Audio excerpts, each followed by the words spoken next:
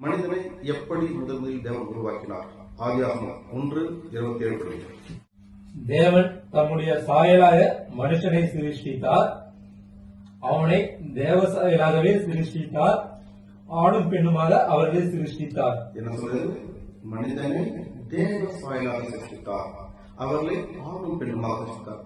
அப்ப தேவ சாயலாக படைத்த மனிதன் எப்படி ஒவ்வொரு நாளும் அனுதினமும் துக்கத்திலும் வருத்தத்திலும் சுயநலத்திலும் தேவையற்ற உலக காரியங்களிலும் எப்படி வாழ முடியும்?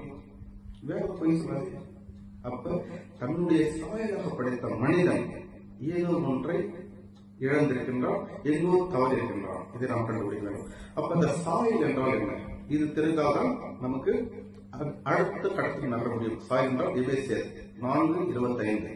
மெய்யான நீதியிலும் நீதி பரிசுத்தத்திலும் தேவனுடைய சாயலாக. அப்ப இங்க நமக்கு சாயல்னா புரிஞ்சிச்சு. என்ன புரிஞ்சு?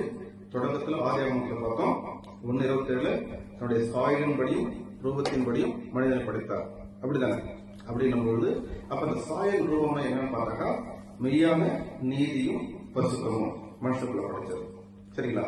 படைத்துட்டு மனிதனுக்குள் ஒன்றை, அவருக்குள் இருந்து ஒன்றை மனிதனுக்கு கொடுத்தார். என்ன என்று பார்க்கலாமா? ஆதியாகமம் 2:7.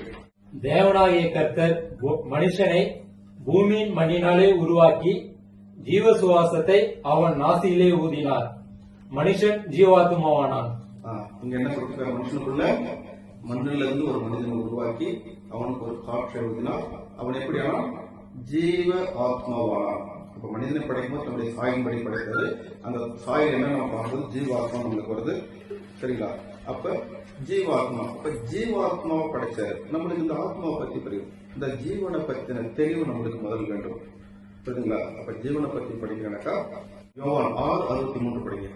ஆவியை உயிர்ப்பிக்கிறது, மாம்சமானது ஒன்றுக்கும் உதவாது.